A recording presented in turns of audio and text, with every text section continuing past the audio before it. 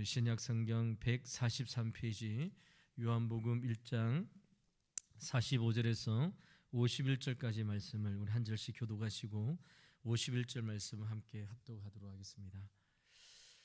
요한복음 1장 45절 말씀 제가 먼저 봉독하도록 하겠습니다. 빌립이 나다나엘을 찾아 이르되 모세가 율법에 기록하였고 여러 선지자가 기록한 그 일을 우리가 만났으니 요셉의 아들 나사렛 예수니라.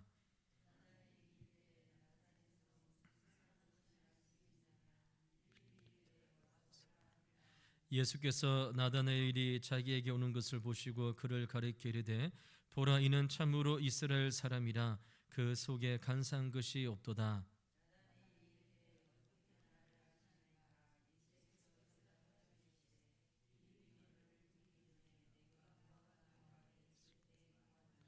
나다나엘이 대답하되 랍비여, 당신은 하나님의 아들이시오 당신은 이스라엘의 임금이로소이다.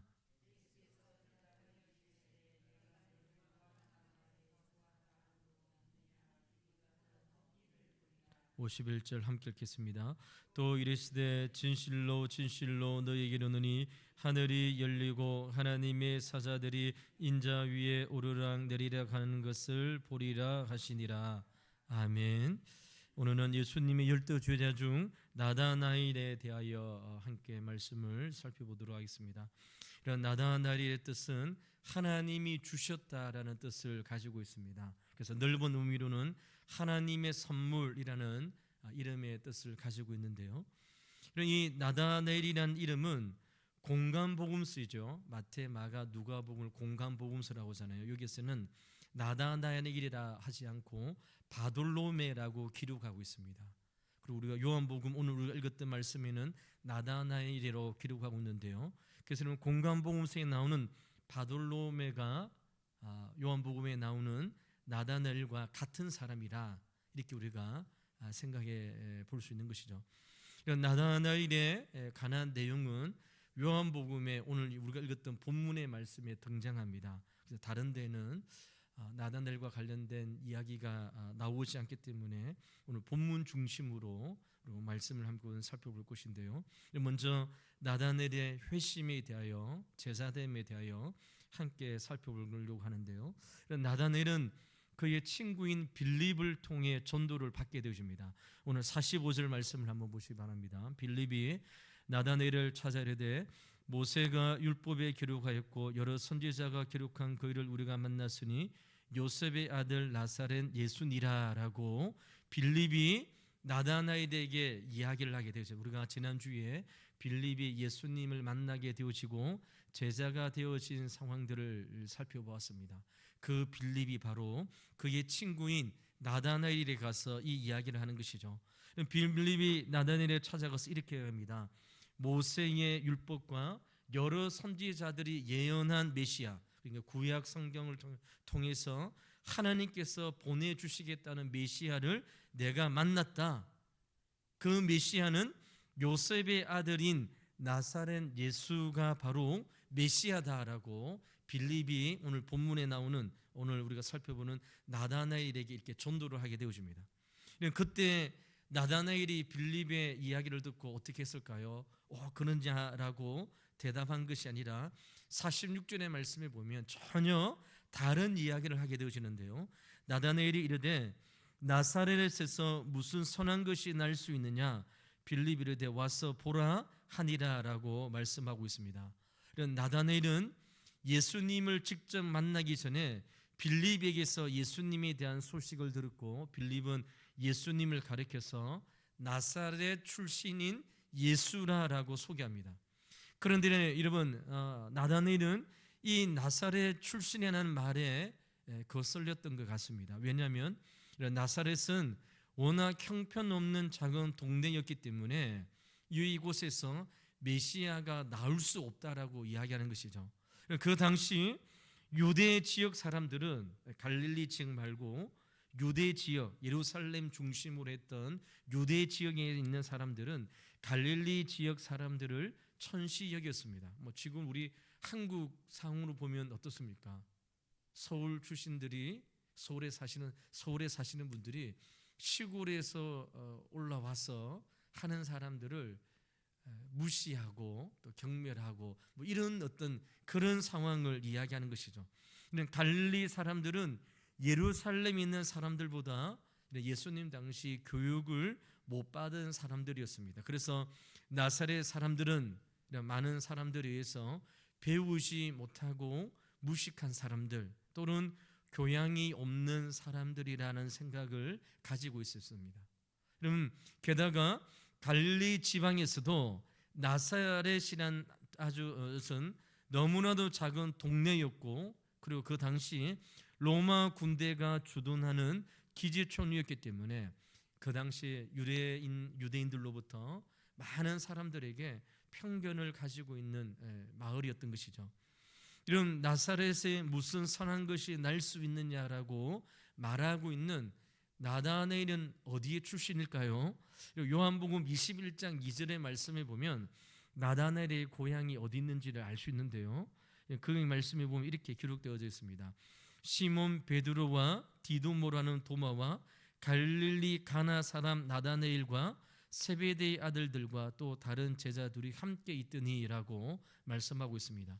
여기 보니까 여러분 나다나엘의 고향이 갈릴리 가나 사람이라고 이야기하는 것이죠. 그러니까 여러분 갈릴리 지역 안에 여러분 나사렛이라는 작은 동네가 있었고, 이 나사렛으로부터 6km 정도 떨어진 남서쪽으로 떨어진 동네 이름이 가나였다는 것이죠.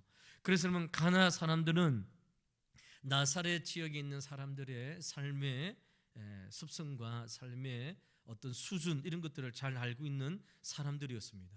그래서 여러분 나다나엘이 나사렛에서 무슨 한 선한 것이 날 수 있느냐라고 빌립의 전도를 듣고 대뜸 이렇게 이야기할 수 있는 그러한 것을 우리가 짐작해 볼 수 있는 것이죠. 자기가 너무나도 잘 알고 있는 동네가 나사렛이고, 우리 갈릴리 지역에서도 가나와 나사렛 중에서도 가나보다 더 못 사는 동네, 더 빈민 출신들이 모여있는 동네가 나사렛인데 어떻게 거기에서 하나님께서 구약시대에 약속해 주셨던 메시아가 그 동네에서 나올 수 있느냐라고 이런 빌립이 나다나엘이 빌립에게 이렇게 이야기하는 것이죠. 이 이야기 이후에 이름은 47절 말씀에 보면 이렇게 기록하고 있습니다. 예수께서 나다나엘이 자기에게 오는 것을 보시고 그를 가리켜 이르시되 보라 이는 참으로 이스라엘 사람이라 그 속에 간사한 것이 없도다라고 47절 말씀에 이야기하고 있습니다. 여기 보면 나다나엘이 예수님께로 나왔다라고 이야기합니다. 그러면 빌립이 이러면 나다나엘에게 메시아에 대하여 전도하고 말씀을 전할 때에 이러면 나다나엘은 나사렛에서 그러한 사람이 나올 수 없다라고 이야기할 때에 빌립이 와서 보라고 하는 친구의 전도의 이야기를 듣고 예수님 앞에 나갔던 것을 보게 되십니다.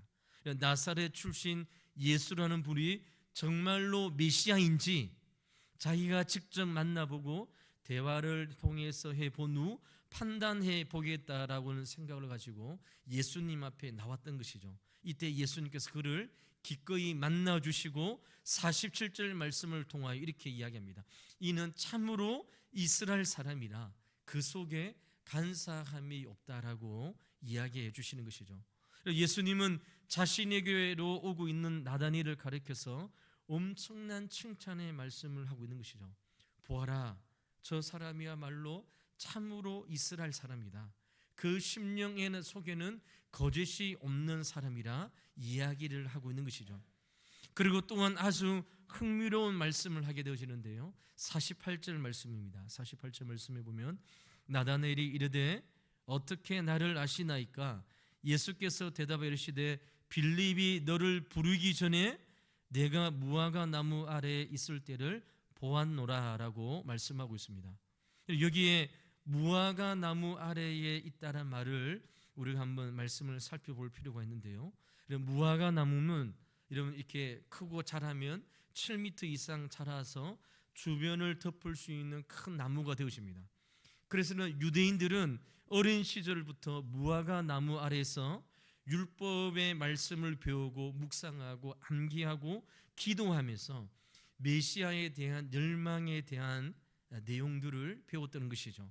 아마 나다나엘도 그런 교육이 생활화되었을 것입니다. 어렸을 때부터 무화과 나무 아래에서 성경을 읽고 기도하면서 하나님께서 이스라엘 백성들에게 약속하신 메시아를 대망하던 기다림의 장소가 바로 무화과 나무 아래에 있었다는 것이죠.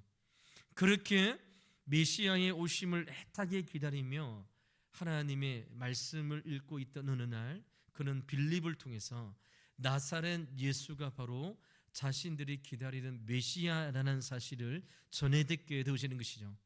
그러나 나다나엘은 예수가 나사렛 출신이라는 이유 때문에 선뜻 그분을 메시아로 인정하지 못하면서도 혹시나 모른다는 희망을 가지고 빌립의 전도에 의해서 예수님 앞에 나오고 있는 상황입니다. 그런데 여러분, 자기가 도착하기도 전에 예수님은 자기를 가리켜 다른 사람들에게 보라, 이런 참으로 이스라엘 사람이더라, 그 속에 간사한 것이 없다라고 이야기를 하는 것이죠. 그래서 여러분, 나다나엘은 떨리는 마음으로 예수님께 여쭤봅니다. 어떻게 나를 아십니까? 이 말은 자기가 진정한 이스라엘 사람이고 거짓이 없는 순수한 사람이라는 것을 자랑하는 말이 아닙니다. 어떻게 자기 마음을 알고 그렇게 말씀하시느냐는 것이죠. 한 번도 예수님과 나다나엘이 만난 적이 없습니다. 이야기를 나눈 적이 없는 것이죠. 그런데 여러분, 나다나엘의 마음 가운데에 있는 그 모든 것들을 예수님께서 무화과 나무 아래 있는 것을 보시고 이러한 일들을 이야기하고 증거할 때에 이런 나다나엘의 심령 가운데에 결정타가 이제 던져지는 것이죠. 빌립이 너를 부르기 전에 내가 무화과 나무 아래 있는 것을 내가 보았도다라고 말씀하고 있는 것이죠. 이 말씀에 나다나엘이 그대로 무너지게 되십니다. 그리고 예수님을 하나님의 아들로 이제 인정하게 되어지는 것이죠. 49절 말씀을 한번 보시기 바랍니다. 나다나엘이 대답하되 라비여, 당신은 하나님의 아들이시오, 당신은 이스라엘의 임금이로소이다라고 고백하게 되어집니다. 나다나엘이 예수님을 하나님의 아들이시고 이스라엘의 임금이라고 고백하는 것은 예수님이 그리스도이시요 메시아라고 고백하는 것과 같은 것입니다. 여러분, 놀랍지 않습니까? 이런 나사렛에서 무슨 선한 것이 나올 수 있느냐? 이것은 비아냥거리는 비난의 이야기입니다. 예수님은, 메시아는 저는 시골에서 배우지 못한 빈민굴에서 나올 수 있는 분이 아니야. 예수님 당시에 유대를 중심으로 해서 예루살렘 중심으로 해서 율법에 의해서 하나님의 말씀을 통하여 배운 자들 가운데에, 지금으로 말하면 학벌이 좋고 많은 것을 배운 자에서 이 민족을 구원할 메시아가 올 것이라고 기대했던 나다나엘의 마음이 무너지고 이런 빈민 출신인 보잘것없는 이런 나사렛 출신인 예수를 가리켜서 당신은 하나님의 아들이시요 당신은 이스라엘의 임금입니다라고 고백하게 되어지는 것이죠. 이런 본래부터 메시아에 대한 간절한 열망을 안고 기도하며 기다렸던 나다나엘이 드디어 예수님을 만나서 예수님의 제자가 된 이 순간이 바로 나다나엘의 회심의 장면임을 요한복음은 우리에게 소개하고 있는 것이죠. 여러분, 이 일로 이 이후에 이러면 나다나엘은 예수님의 제자가 되어 예수님과 함께, 그리고 그러면 십자가에 못 박혀 죽고 부활하고 이런 사도행전에 이런 오순절 마가의 다락방 임한 오순절 성령의 강림 역사까지 이제 제자들과 함께 그리스도의 복음을 전하는 제자로 이제 헌신하게 되어지는 것이죠. 이런 나다나엘의 사역과 죽음이 어떻게 되어질까요? 이런 그의 사역과 죽음에 대해서는 성경에 기록되어져 있지 않습니다. 그래서 우리가 이전에 살펴봤던 것처럼 몇몇 제자들과 마찬가지로 성경 위에 다른 자료들을 찾아봐야 됩니다. 교회 역사와 전성에 의하면 나다나엘의 사역은 오순절날 성령의 충만을 받고 난 다음 유대 땅을 떠나 소아시아로 가게 되십니다. 여러분, 사도행전에 초대 예루살렘 교회 가운데 큰 박해가 있었습니다. 서대반 집사님이 처음 순교하고 난 다음 여러분 예루살렘 교회에 큰 박해가 있을 때에 뿔뿔이 흩어졌다라고 이야기하는데, 아마 이때에 나다나엘도 소아시아, 지금 뭐 터키 지역에 가서 복음을 전했다는 전승이 나오는데요. 이런 소아시아 중에서도 라오디아와 골로새 근처에 있던 도시에 가서 나다나엘이 그리스도의 복음, 예수가 그리스도이심을 전하는 사역을 하게 되십니다. 또 어떤 전승이 하면 나다나엘이 인도까지 가서 그리스도의 복음을 전했다는 그러한 기록도 우리에게 남겨져 있습니다. 또 한 전승에 하면 이런 나다나엘의 죽음이 어떻게 기록되어져 있는가, 이런 소아시아에서 전도하다가 이런 붙잡혀서 몽둥이에 맞아서 피부가 다 벗겨지고 십자가에 거꾸로 못 박힌 채 순교했다라고 교회 전성에 의해서 전해지고 있습니다. 이런 우리가 12 제자의 삶을 우리가 이제 보게 되십니다. 여러분, 예수님을 따랐던 제자들의 모습은 성경을 통해서 우리가 보게 되시고, 또 기타 성경 외에 다른 초대교회 여러 가지 기록물을 통해서 우리가 알게 되어지는데요. 이런 예수님을 따랐던 제자들은 이 세상에서 호의호식하고 그 시대에 잘 되었던 그러했던 자들이 아니었음을 우리에게 계속적으로 말씀하고 있는 것이죠. 이러면 예수님을 따르고 주님을 따르고 이런 복음을 따르고 살아가는 제자의 삶이 원래 처음 이랬던 것이죠. 모두 다 자기를 부인하고 자기의 십자가를 지고 주님을 쫓는 것이 바로 초대교회 제자들의 모습이고, 그 모습이 우리에게 보여주는 삶의 마지막 모습입니다. 이런 나다나엘의 죽음도 마찬가지입니다. 이런 몽둥이에 맞고 난 다음 피부가 다 벗겨지고 십자가에 거꾸로 못 박힌 채 나다나엘도 예수가 그리스도임을, 예수가 하나님의 아들이심을 증거하고 순교했다라고 우리에게 전해주고 있는 것이죠. 그렇다면 사랑하는 성도 여러분, 우리 나다나엘의 제자의 모습을 통하여 우리에게 주어지는 교훈이 무엇일까요? 두 가지라고 생각하는데요. 첫 번째는 편견을 극복하는 것이 중요하다는 것이죠. 사람이면 누구나도 편견을 가지고 있습니다.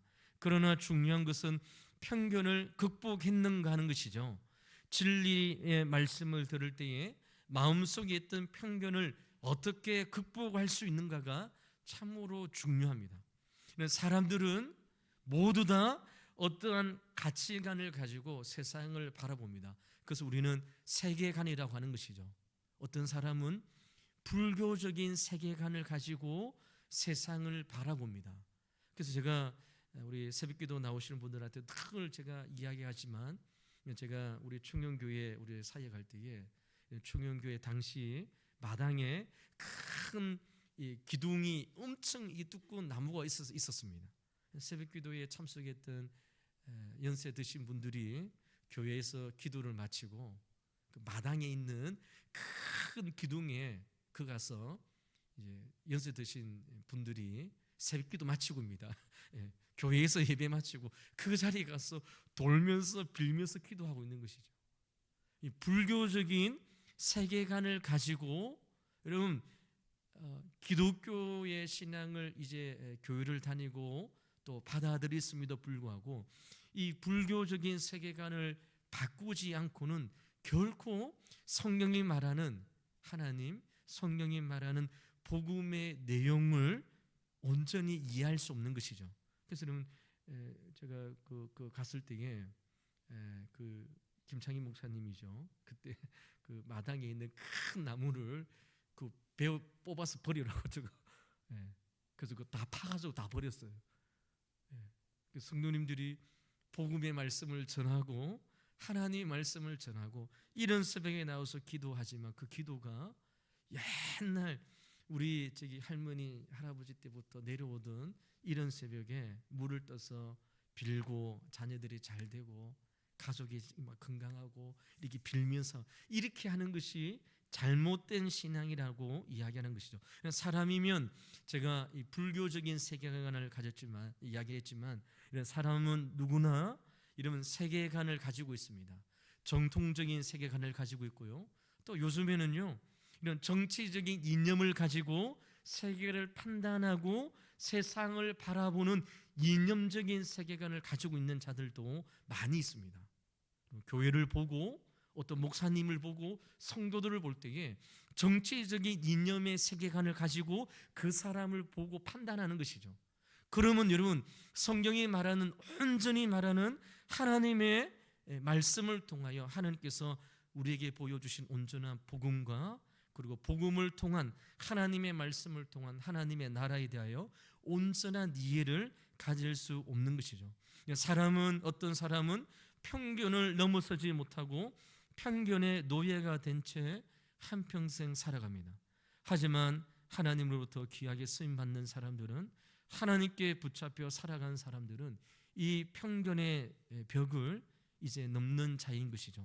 그래서 여러분 불교적인 세계관, 유교적인 세계관, 그리고 여러분 무신론적인 세계관을 극복하여 하나님께서 우리에게 말씀하여 주신 복음적인 세계관, 기독교적인 세계관을 가지고 이런 믿음의 삶을 살아가는 것이 너무나도 중요하다는 것이죠.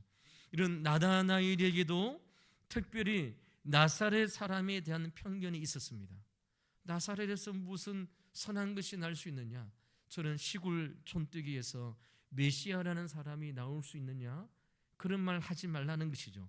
그런데 여러분 그의 편견이 뛰어넘고 편견을 이제 넘어서 예수님이 그리스도임을, 예수가 하나님의 아들임을, 예수가 이스라엘의 임금임을 고백하게 되어지는 것이죠.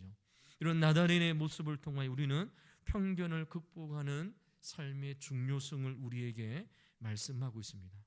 여러분 예수님을 믿는 사람들이 신년이 되어지면 점집에 가서 막 점 본다는 얘기 제가 청년 때 많이 들었거든요. 근데 지금 많이 간대요. 여러분 이사를 갈 때에 뭐 날짜를 정해야 되고, 여러분 문지방에 앉으면 뭐 복이 나간, 이 전부 다 유교와 불교적인 세계관을 가지고 살아가는 삶의 모습이죠. 이 세계관이 하나님의 말씀으로 기독교적인 세계관으로 바뀌어지지 않으면, 편견을 극복하지 않으면 우리는 하나님께서 주신 복음적인 삶을 살아갈 수 없음을 우리가 나다넬의 삶을 통해서 우리가 보게 되어지는 것이죠. 이런 두 번째로 나다넬의 모습을 통해서 주시는 두 번째 모습이 무엇일까요? 이는 진지한 구도자의 삶의 중요성입니다. 그는 구약 성경을 열심히 읽고 공부했던 사람으로 무화과 나무 아래에서 하나님의 말씀을 읽고 구약 선지자로부터 보내주시는 하나님의 메시아 그리스도를 기다렸던 사람입니다. 이런 어떤 학자들은 이때 나다넬이 무화과 나무 아래에서 읽었던 성경책이 무엇인가, 창세기 28장의 말씀을 읽고 있었다라고 예를 들어 설명하는 사람도 있습니다. 이것이 이런 창세기 28장의 사건이 무엇입니까? 야곱이 사닥다리를 꿈꾸는 그 말씀이잖아요. 야곱이 이런 아버지 집을 떠나서 이제 외삼촌 집으로 도망할 때에 베델에서 이제 잠을 자게 되어지는데 그곳에서 꿈을 꾸게 되어집니다. 거기서 천사가 사닥다리를 오르락 내려지는 그런 꿈을 꾸게 되는데요. 창세기 28장 10절과 12절 말씀에 보면 이렇게 말씀이 기록하고 있습니다. 야곱이 부엘세바를 떠나 하란으로 향하여 가더니 한 곳에 이르러 해가 진지라 거기서 유숙하려고 그곳에 한 돌을 가져다가 베개로 삼고 거기 누워 자더니 꿈에 본적 사닥다리가 땅 위에 서 있는데 그 꼭대기가 하늘에 닿았고 또 본즉 하나님의 사자들이 그 위에서 오르락 내리락 하고라고 말씀하고 있습니다. 이 말씀을 읽었다고 많은 사람들이 이렇게 이야기하는데요. 이런 오늘 본문 요한복음 1장 50절과 51절 말씀을 한번 보시기 바랍니다. 50절 51절 말씀이 창세기 28장의 말씀을 예수님께서 이야기하시는 것이잖아요. 예수께서 대답하여 이르시되 내가 너를 무화과 나무 아래 보았다 함으로 믿느냐? 이보다 더 큰 일을 보리라. 또 이르시되 진실로 진실로 너희에게 이르노니 하늘이 열리고 하나님의 사자들이 인자 위에 오르락 내리락 것을 보리라 하시니라라고 예수님께서 나다나엘에게 이야기하십니다. 너 그거 읽고 있는 것이 무슨 뜻인지 알고 있니? 예수님께서 마치 구약 성경에 나온 창세기 28장의 말씀을 예수님께서 설교하고 해석하듯이 이 말씀을 나다나엘에게 하고 있는 것이죠. 인자가 하늘과 땅을 연결하는 중보자로서 인류를 구원하는 놀라운 구원의 사건을 경험하게 될 것이다. 구약 성경에 기록되어져 있는 야곱의 이 꿈의 이야기가 바로 나와 관련된 얘기, 나에 대한 이야기라는 사실을 예수님께서 나다나엘에게 증거하고 있는 것이죠. 이런 나다나엘은 이런 진지한 자세로 하나님의 말씀을 통하여 진리를, 하나님께서 말씀해 주셨던 참뜻을 찾는 구도자의 삶을 살아갔던 자임을 우리에게 말씀하고 있는 것이죠. 예수님의 이 말씀을 들은 나다나엘은 정말 놀랐을 것입니다. 바로 자기가 그토록 기다리는 구원자 메시아가 바로 나사렛 출신인 당신이야말로 하나님께서 보내주신 약속의 메시아임을 더욱 믿고 이제 예수님의 뒤를 열심히 따라다니며 그리스도의 복음을 전하는 자로 헌신하게 되어지는 것이죠. 사랑하는 성도 여러분, 우리도 나다나엘처럼 하나님의 말씀을 통하여 진리를 찾기를 사모하는 구도자의 삶을 우리는 살아감을 오늘 말씀을 통해서 우리에게 말씀하고 있는 것이죠. 말씀을 가까이하여 그 마음에 진리를 향한 마음의 뜻을, 진리를 향한 마음으로 우리 심령을 채우기를 소망하는 구도자의 자세가 우리에게 필요하다는 것이죠. 하나님 말씀을 듣고 하나님 말씀을 읽고 하나님 말씀을 배움을 통해서 그 말씀을 통하여 진리를 알아가기를 소망하는 그 심령의 자세가 이런 나다나엘의 삶을 통하여 주시는 하나님의 메시지임을 보게 되십니다. 사랑하는 성도 여러분, 이제 말씀을 맺도록 하겠습니다. 우리는 오늘 예수님의 12제자 중에 나다나엘의 삶을 우리가 살펴보았습니다. 여러분, 나다나엘의 삶은 다른 제자들과 마찬가지로 예수님의 부르심에 순종함으로 예수님의 제자가 되어 이런 그리스도의 복음을 전하다가 그의 삶이 순교로 마감되어지는 삶을 우리에게 소개하고 있습니다. 그가 편견과 또로 여러 가지 이런 삶을 살아가고 있는 그러한 가치관 가운데 벗어나서 이런 하나님의 말씀으로 진리로 그리스도로 향한 이런 세계관으로 바뀌어지고 하나님 앞에 헌신된 사람으로 한평생 주님을 따르는 사람으로 우리에게 소개되고 있는 것이죠. 사랑하는 성도들은 오늘 말씀을 통하여 우리가 다시 한 번 더 이러한 것들을 우리가 결단해 볼 수 있을 것 같습니다.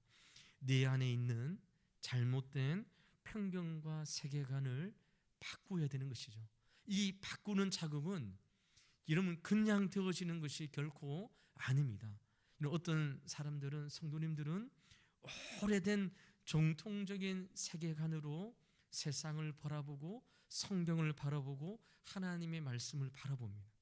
그러니까 여러분 그 성경 말씀을 통하여 하나님께서 주시는 하나님의 복음의 말씀들을 더 깊이 깨닫지 못하는 것이죠. 하나님께서 우리에게 약속해 주신 축복은 이 세상에서의 축복이 아니라 하늘나라에 주시는 영원한 삶임을 주님께서 우리에게 계속해서 말씀해 주시는 것이죠.